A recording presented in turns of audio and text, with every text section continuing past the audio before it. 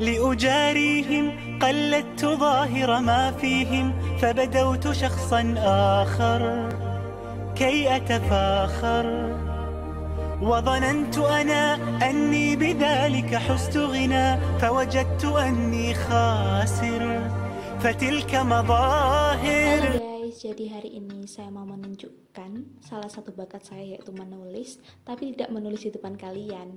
Saya akan berbagi tips bagaimana menulis yang baik dan benar sehingga tulisan kita akan menjadi berkualitas. Tema yang saya bawa kali ini adalah stop menghayal, yuk mulai menulis. Tema ini saya dedikasikan untuk teman-teman yang masih takut untuk memulai menulis. Assalamualaikum warahmatullahi wabarakatuh. Perkenalkan, nama saya Alfi. Hari ini saya mau berbagi tips bagaimana cara menulis yang baik dan benar. Stop menghayal, yuk kita menulis.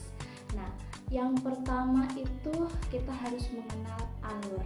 Apa itu alur? Alur merupakan salah satu komponen penting yang harus ada di dalam tulisan, di mana pembuatannya tidak boleh asal-asalan dan harus dibuat runtut dari awal, tengah, sampai dengan akhir. Konflik dan penyelesaiannya juga harus rapi dan bisa dibaca dan disampaikan kepada pembaca dengan baik, di mana alur ini akan menentukan baik tidaknya, menarik tidaknya sebuah tulisan yang telah kita tulis. Maka dari itu pembuatan alur haruslah dibuat dengan konsep yang sebaik mungkin dan dibaca secara ulang sebelum kita melanjutkannya menjadi tulisan secara utuh. Kemudian bagaimana cara membuat cerita kita agar menarik dan runtut untuk dibaca? Nah, yang pertama adalah dari konsepnya, di mana konsepnya harus runtut dan jelas. Kesalahan terbesar penulis pemula adalah asal menulis cerita tanpa membuat konsep lainnya terlebih dahulu. Mereka lebih mementingkan apa yang mereka ingin tulis daripada konsep cerita yang baik dan jelas. Contoh dari pembuatan konsep kerangka yang tepat adalah sebagai berikut ini. Contoh pertama, tema sebuah tulisan adalah tentang kisah sahabat yang terpisahkan. Kita buat kerangkanya bisa seperti ini. Yang pertama, untuk bab 1, cerita berawal dari Dinda dan Dion yang sedang berkenalan. Kemudian, poin 2 untuk bab 2-nya, kisah berlanjut sampai mereka merasakan ada rasa lain dari sekedar sebagai sahabat saja. Kemudian kita masuk ke bab 3 yang berisi konflik pun datang ketika mereka tahu bahwa mereka adalah kakak adik yang terpisahkan. Kemudian kita lanjut ke bab 4 yang berisi kisah cinta itu pun harus kandas sebelum waktunya bersemi. Bab ini bisa dilanjutkan menjadi beberapa bab sesuai dengan kebutuhan, tentu saja dengan konflik dan penyelesaian yang lebih runtut. Kerangka yang rapi, runtut, dan berbobot akan membuat tulisan kita dibaca dengan enak dan tersampaikan oleh para pembacanya. Ada beberapa tips yang bisa kamu gunakan untuk membuat tulisan lebih enak untuk dibaca. Yang pertama, buatlah batasan yang jelas untuk setiap tulisan per babnya. Kemudian ingat-ingat betul kisah terakhir apa yang kamu tulis ketika kamu memilih menulis dengan sistem sedikit demi sedikit. Kemudian, kontrol emosi ketika menulis. Emosi yang menggebu-gebu justru menyebabkan rasa dari tulisan menjadi hilang. Kemudian baca ulang tulisanmu setelah selesai secara keseluruhan, namun hindari pengoreksian sebelum semuanya benar-benar selesai. Kemudian, berikan sentuhan yang nyata untuk setiap adegan yang ada di dalam cerita, terutama pada bagian dialognya. Lalu ada konsistensi adalah kunci yang awal, kemudian buatlah target berapa banyak kata yang harus selesai dalam satu harinya. Buatlah target kapan tulisan harus selesai. Jangan menulis ketika tidak memiliki mood yang sedang bagus. Jangan memaksakan menulis ketika tidak tahu harus menulis apa. Bacalah buku dengan tema sejenis untuk meliarkan imajinasi. Minta tolong teman untuk membaca tulisanmu. Dan jangan lupa untuk selalu menerima kritik dan saran dari orang-orang terdekat yang kamu percayai. Mungkin semua itu bisa kamu praktekkan. Lalu ketika sebuah tulisan kita sudah siap untuk diterbitkan, apa yang akan kita lakukan selanjutnya? Memilih penerbit yang cocok dengan kriteria tulisan kita.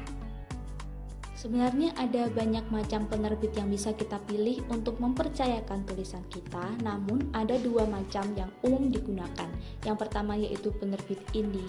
Penerbit ini biasanya mengharuskan kita mengeluarkan sejumlah uang untuk biaya penerbitannya, mulai dari editing, layouting, sampai promosi. Namun jangan khawatir, karena semua karya di sini akan diterbitkan meskipun ada penerbit indie yang menerima sistem seleksi tanpa bayar. Kemudian penerbit mayor. Di sini tuh kayak sejenis Gramedia, Alex Media, dan Grasindo seperti itu. Untuk penerbit jenis mayor ini biasanya kita tidak dipungut biaya apapun, namun harus menyelesaikan naskah secara utuh dengan ketentuan sesuai penerbit yang kita tuju. Biasanya bisa dikirim melalui email maupun alamat pos gitu. Nah, nantinya kita harus menunggu selama 1-3 bulan sebelum kita tahu naskah kita diterima atau tidak. Biasanya penerbit mayor ini akan memberitahukan naskah kita ketika diterima saja, namun tidak memberitahukan ketika naskah kita ditolak. Sehingga kita harus menghitung sendiri berapa waktu yang kita sudah gunakan untuk menunggu naskah kita diterima ataupun tidak. Baik memilih penerbit indie maupun mayor, tidak ada yang salah di dalamnya. Dimana kita bisa yakin dimana karya kita nantinya akan diterima. Mayor maupun indie sama-sama bagusnya tergantung bagaimana kualitas naskah yang kita hasilkan. Nah, biasanya dalam penerbit mayor kita harus menunggu 1-3 bulan untuk menunggu naskah kita diterima atau tidaknya. Nah, untuk menunggu sela-sela waktu tersebut lebih baik kita menulis lagi, kemudian akan diserahkan ke penerbit indie maupun penerbit mayor. Jadi tak terasa kita akan terus berkarya sambil menunggu naskah kita diterima ataupun tidak. Ada solusi yang tepat ketika kalian belum pede dengan tulisan, ketika harus membuat sebuah buku solo dan tidak yakin bisa menyelesaikannya dalam waktu yang tepat. Kalian bisa mengajak teman sebanyak 1, 2 maupun sekelompok sekaligus untuk membuat buku secara bersama-sama. Ceritanya bisa berupa cerpen, cerita bersambung, puisi maupun novel yang ditulis secara bersama-sama, asalkan tema dan alurnya dibuat secara tepat. Berikut merupakan buku-buku yang sudah saya tulis baik secara solo maupun berdua bersama teman saya. Yang pertama ada Mendadak Jodoh, kemudian ada lagi Rinai Senja. Nah, buku ini keduanya sama-sama memiliki konsep romance dan persahabatan yang baik. Namun satunya novel dan Rinai Senjanya adalah sebuah kumpulan puisi yang bersambung. Jadi satu penulis akan menanyakan suatu hal kemudian dibalas dengan penulis yang satunya lagi. Kisah konsepnya seperti itu. Kemudian ada buku yang berjudul Anugerah Sebuah Nama Alfi. Buku ini ditulis secara bersama-sama, antologi gitu, berupa cerita pendek berkisar 2-3 halaman saja yang berisi penerimaan tentang sebuah nama dari orang tua. Kemudian ada buku Because I'm Not Pretty. Ini merupakan buku pertama saya yang ditulis waktu SMA dulu. Isinya tentang penerimaan bentuk fisik, kayak gitulah. Kemudian buku selanjutnya adalah cerita anak yang berjudul Lupa Baca Basmalah.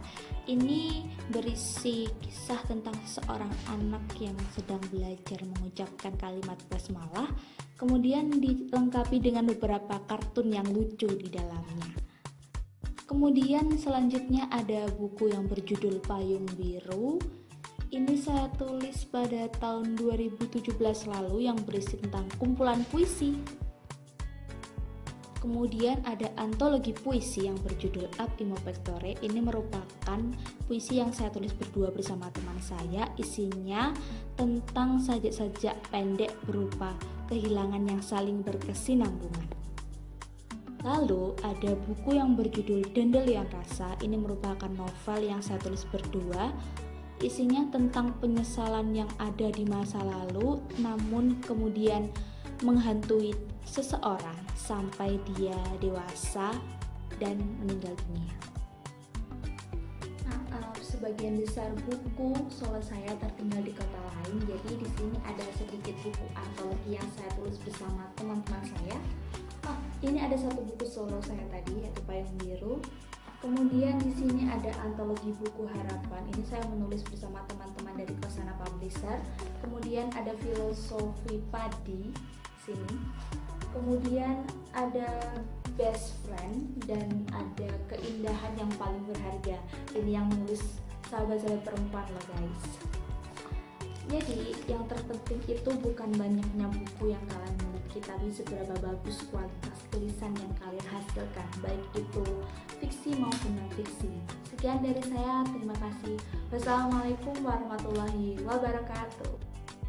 Tak ada suatu hal yang tidak mungkin di dunia ini, asalkan kita mau berusaha dan terus mengkoreksi apa yang salah pada hidup kita. Bahagia itu adalah hobi yang dibayar.